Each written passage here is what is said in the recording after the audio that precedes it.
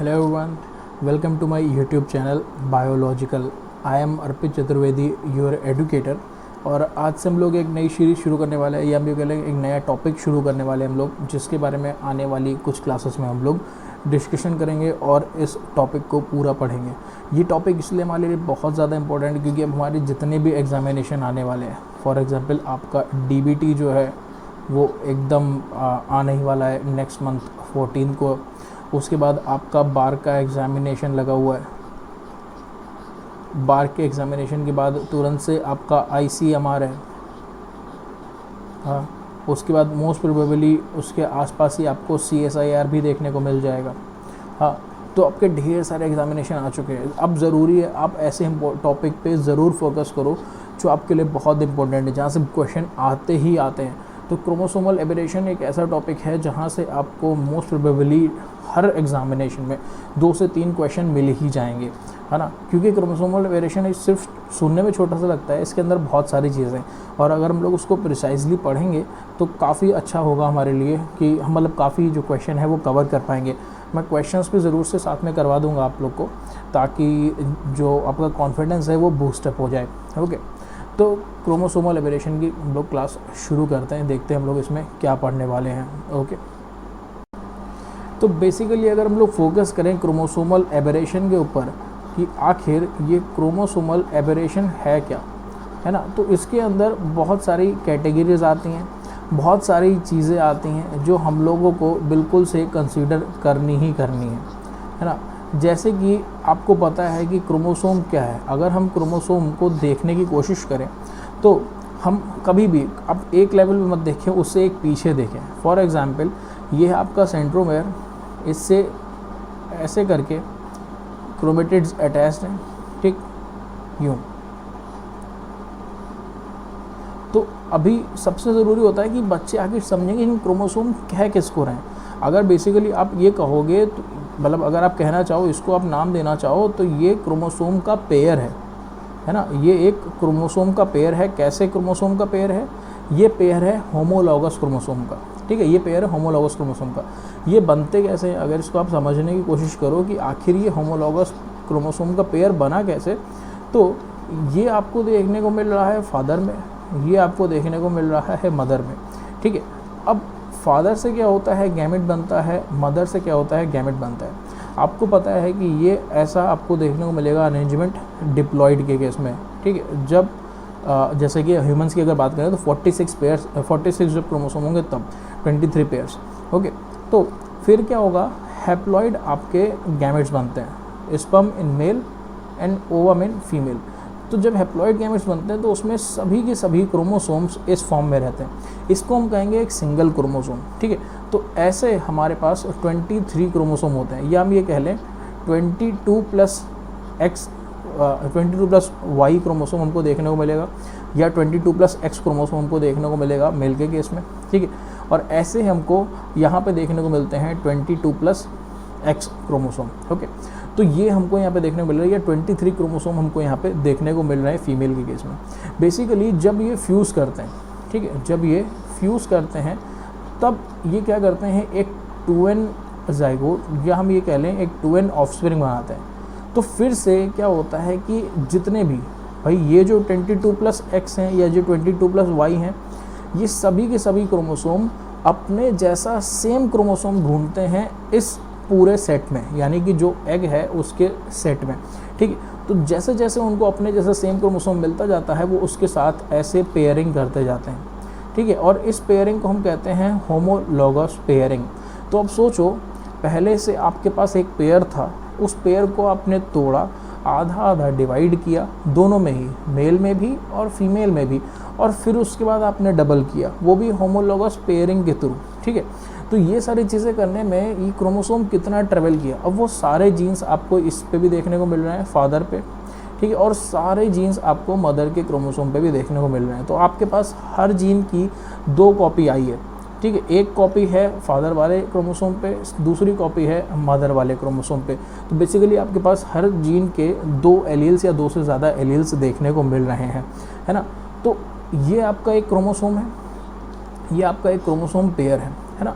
अब क्रोमोसोम के लेवल पे कुछ ऐसे चेंजेस आ जाएं, कुछ ऐसे बदलाव आ जाएं, कुछ ऐसी चीज़ें बदल जाएं जिसकी वजह से चीज़ें नॉर्मल से शिफ्ट हो जाएं एबनॉर्मल की तरफ। तो चीज़ें जब भी चीज़ें नॉर्मल से एबनॉर्मल की तरफ शिफ्ट होंगी तब क्या होगा? बीमारी, डिजीज़। और वही हमें पढ़नी है क्योंकि वही पूछा जाता है एग्जामिनेशन में, ठीक है। तो ये हमारे लिए इम्पॉर्टेंट हो जाता है। अब क्या चीज़ें हम लोग को इसमें पढ़नी है वो हम लोग देखते हैं। तो बेसिकली अगर क्रोमोसोमल एबरेशंस को आप क्या करना चाहो, कैटेगराइज करना चाहो कि इसमें हमें क्या क्या पढ़ना है, तो आप इसको कैटेगराइज कर सकते हो दो मतलब ब्रॉड कैटेगरी में। पहली कैटेगरी आपके पास हो जाएगी स्ट्रक्चरल,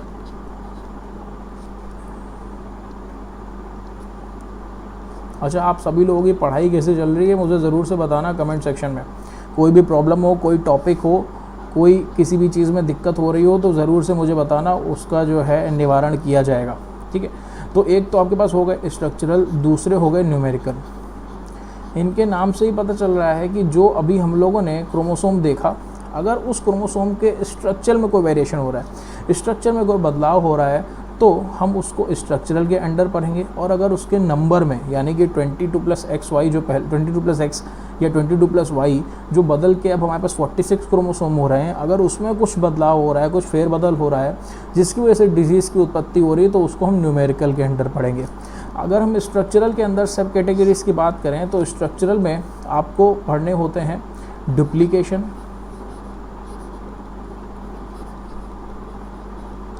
डिलीशन,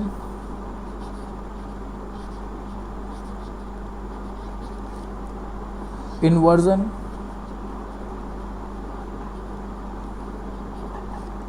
और ट्रांसलोकेशन। इन सभी के अंदर ढेर सारे ऐसे छोटे छोटे कॉन्सेप्ट हैं, ऐसी छोटी छोटी चीज़ें हैं, ऐसे छोटे छोटे टर्म्स छुपे हुए हैं। फॉर एग्जांपल रॉबर्टसोनियन ट्रांसलोकेशन पे लास्ट ईयर डीबीटी में क्वेश्चन आया था। तो रॉबर्टसोनियन ट्रांसलोकेशन क्या है, सूडो डोमिनेंस क्या है, वो सारी चीज़ें इसमें छुपी हुई हैं। तो जैसे जैसे आगे लेक्चर हम लोग के चलेंगे आप उसमें वो सारी चीज़ें पढ़ सकते हो, उन सभी चीज़ों के बारे में जान सकते हो। तो सारे लेक्चर ज़रूर से देखना। ओके, न्यूमेरिकल की अगर आप बात करोगे तो इसको दो ब्रॉड कैटेगरी में बांट सकते हैं हम। एक हम कर सकते हैं एन्यूप्लॉइडी और एक हम इसको डिवाइड कर सकते हैं यूप्लॉइडी में।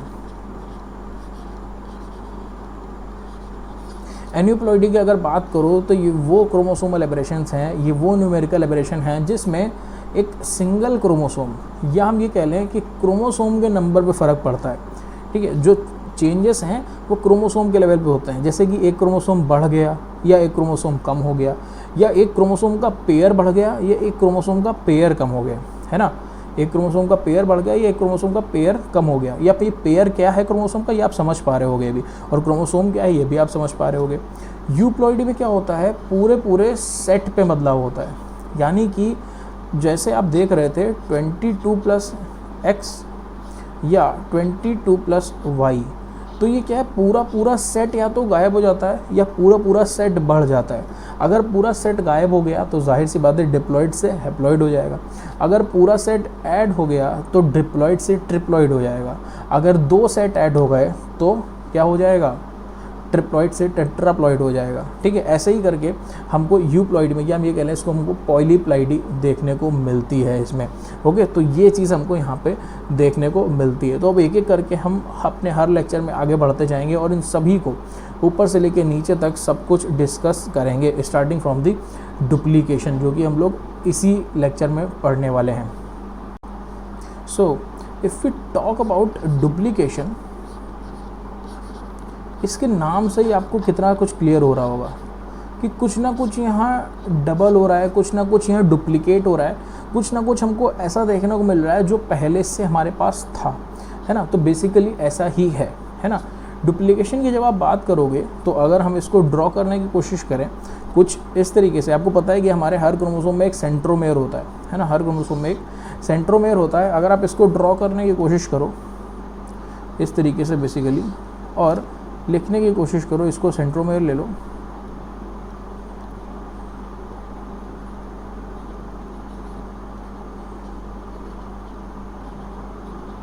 ओके।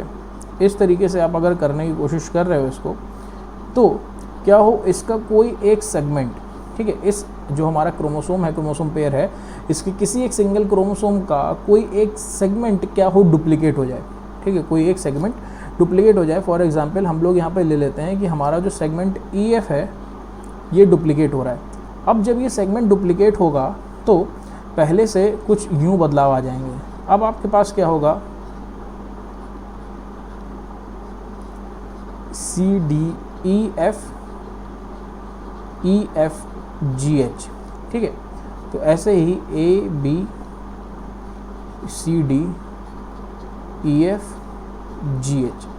तो इस तरीके से आपको देखने को मिलेगा अब स्ट्रक्चर, ठीक है। तो ये क्या हुआ, EF जो है वो आपका डुप्लीकेट हो गया। जो पहले एक सिंगल कॉपी आपको देखने को मिल रही थी E और F जीन की, वो अब आपको 2 कॉपीज़ देखने को मिल रही हैं उस E और F जीन की, ठीक है। तो इस तरीके का जो फिनोमेनन होता है उसको हम बोलते हैं डुप्लीकेशन। लेकिन आपको भी पता है कि हर चीज़ इतनी आसानी से नहीं होती और हर चीज़ इतनी सीधी सीधी नहीं होती है ना। तो इसमें भी कुछ कैटेगरीज़ हैं, क्योंकि हम लोग को जल्दी जल्दी पढ़ना है, इसलिए हम ये चीज़ को डायरेक्टली देख सकते हैं। अगर आपका EF या अगर कोई जीन का सेगमेंट क्या हुआ, डुप्लीकेट करता है और अपने ओरिजिनल सेगमेंट के एडजेसेंट लग जाता है, यानी कि उसके जस्ट पड़ोस में लग जाता है, तो इस तरीके की डुप्लीकेशन को हम बोलते हैं टेंडम डुप्लीकेशन। जो अभी आपने देखा एग्जैक्टली इसी तरीके की डुप्लीकेशन को हम बोलते हैं टेंडम डुप्लीकेशन। ओके, इस तरीके की डुप्लीकेशन को हम बोलेंगे टेंडम डुप्लीकेशन। अब ये तो हो गई एक बात, ठीक है, ये तो हो गई एक बात। अब क्या है कि अभी तो ये सही से लगा हुआ है, मतलब EF ऐसे था, E और F अगर हम इस डायरेक्शन में देखें, ठीक है। अब हम क्या करें, इसकी डायरेक्शन रिवर्स कर दें। अब हम इसकी डायरेक्शन रिवर्स कर दें, FE कर दें, ठीक है, FE कर दें। फिर से बना लेते हैं हम लोग उसको क्लियर करके। तो अब हमारे पास है A B C D E F G and H,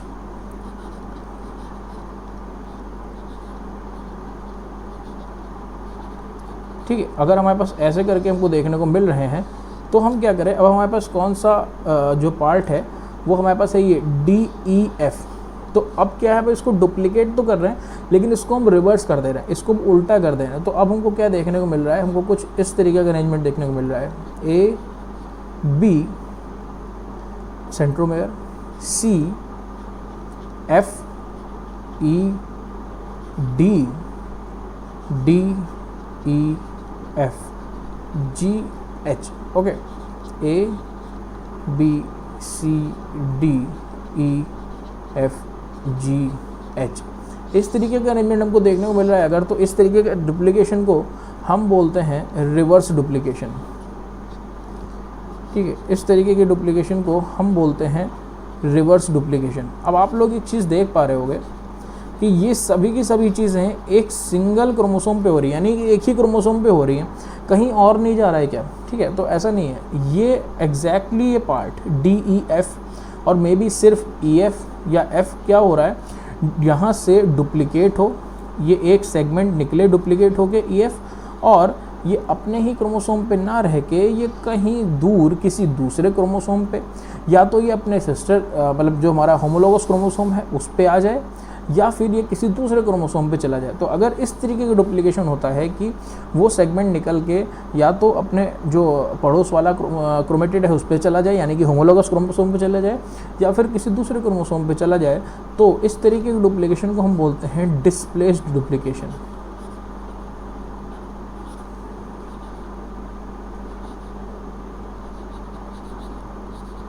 okay, अब होगा क्या, अब आप ये सोच रहे हो कि यार कोई बात नहीं, अगर डुप्लीकेट हो भी गया तो क्या दिक्कत है, डिज़ीज़ कैसे डेवलप हो रही है ना, डिज़ीज़ क्यों डेवलप हो रही है।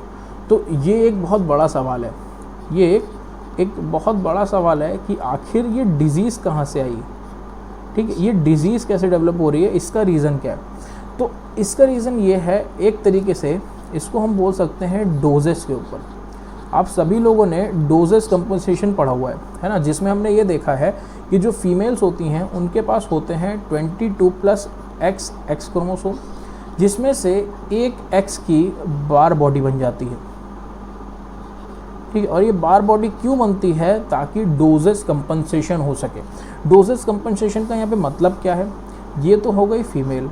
अगर आप मेल की बात करो तो मेल के पास हैं 22+XY क्रोमोसोम, यानी कि एक सिंगल X क्रोमोसोम है, ठीक है, सिंगल X क्रोमोसोम है। तो जितने भी जीन X क्रोमोसोम पे होंगे वो मेल के पास हैं 1 कॉपी, ठीक है, और फीमेल के पास हैं 2 कॉपी। तो अगर आप देखो तो मेल और फीमेल में जीनिक इम्बैलेंस हो जाएगा। भाई हमारे पास हैं 10 जीन, तुम्हारे पास है 20 जीन, तो जीनिक इम्बैलेंस हो गया कि नहीं हो गया, है ना। और ये इम्बैलेंस नेचर को बिल्कुल पसंद नहीं है। नेचर को चाहिए बैलेंस, सब कुछ बराबर रखना है। तो इसीलिए बार बॉडी का फॉर्मेशन होता है और डोजेस कंपनसेशन किया जाता है, यानी कि उतना ही एक्स क्रोमोसोम पे जो जीन है वो एक्टिव रहेंगे जितना मेल्स में रहेंगे, ठीक है। तो इस चीज़ को फोकस करते हुए आप सोचो कि ये एक नॉर्मल पर्सन है, ठीक है, ये एक नॉर्मल पर्सन है। इस नॉर्मल पर्सन के पास एक जीन की 2 कॉपी हैं, ठीक है, एक जीन की 2 कॉपी हैं, यानी कि एलील A1 एंड A2। अब ये दोनों मिलके क्या बना रही हैं? 2 प्रोडक्ट बना रही हैं, ठीक है। मतलब इनका अगर हम ओवरऑल देखें तो 2 प्रोडक्ट बन रहा है। अब आप क्या करो कि एक जीन की कॉपी को आप डबल कर दे रहे हो, एक जीन की कॉपी को आप डबल कर दे रहे हो। तो मान लो A1 की कॉपी 2 मतलब डबल हो गई, तो अब आपके पास प्रोडक्ट आने लगेगा ऑलमोस्ट 2.5, या आपके पास प्रोडक्ट आने लगेगा 3, ठीक है। अब आप ये कहोगे क्या फ़र्क पड़ता है, थोड़ा सा ज़्यादा प्रोडक्ट तो ही आ रहा है, वो भी वही काम कर रहा था, है ना। लेकिन इसको आप दूसरी तरह से देखने की कोशिश करो। देखो ये एक ऐसी प्रोसेस है, कैस्केड जिसको हम बोल सकते हैं यू, ठीक। अब सभी लोगों को पता है 1 जीन 1 हाइपोथेसिस वाली प्रोसेस, कि एक जीन से एक एंजाइम ही निकलता है। अब क्या है, ए से बी को कन्वर्ट करने में, यानी कि ए से बी बनाने में आपको एक एंजाइम लग रहा है E1, बी से सी बनाने में आपको एक एंजाइम लग रहा है E2, सी से डी बनाने में आपको एक एंजाइम लग रहा है E3, ठीक है। तो इन सभी चीज़ों के पीछे एक बैलेंस है ना, इन सारी चीज़ों के पीछे एक बैलेंस है। आप उस बैलेंस को अगर बिगाड़ोगे, यानी कि आप मान लो ये जीन जो है ये किसी एक E1 को, या हम ये कह लें E3 को बना रहा है, मतलब E3 को कोड कर रहा है, ठीक, E3 एंजाइम को कोड कर रहा है। अब जो पहले आपके पास 2 थे, अब वो आपके पास 3 हो गए, मतलब वो एंजाइम की जो कंसंट्रेशन है वो अब 3 हो गई है। तो उसकी वजह से क्या होगा कि ये बहुत ज़्यादा प्रोडक्ट बनाने लगेगा डी, ठीक है। अब मान लीजिए अगर ये डी प्रोडक्ट सेल प्रोलिफरेशन में इन्वॉल्व है, ठीक है, सेल प्रोलिफरेशन में इन्वॉल्व है, तो ये इतना ज़्यादा बनने लगेगा कि सेल बहुत ज़्यादा जल्दी प्रोलिफरेट होने लगेंगे। तो एक छोटे से जीन के डुप्लीकेशन से आपको क्या होता दिखेगा? कैंसर या ट्यूमर का फॉर्मेशन होता मिलेगा। क्यों? क्योंकि सेल्फ जो क्या कहते हैं प्रोलिफरेशन है वो बहुत ज़्यादा बढ़ चुका है, और क्यों बढ़ चुका है वो आपको समझ में आ रहा है। तो इसलिए जो है जो हमारा डुप्लीकेशन है वो डिलीटेरियस हो सकता है, मतलब जो क्या कहते हैं लीथल हो सकता है, बेशक लीथल हो सकता है। और इस चीज़ को देख के आपको समझ में आ भी गया होगा कि क्यों हो सकता है, और किस तरीके से जो डुप्लीकेटेड क्रोमोसोम है वो वहाँ पे हमको देखने को मिलता है।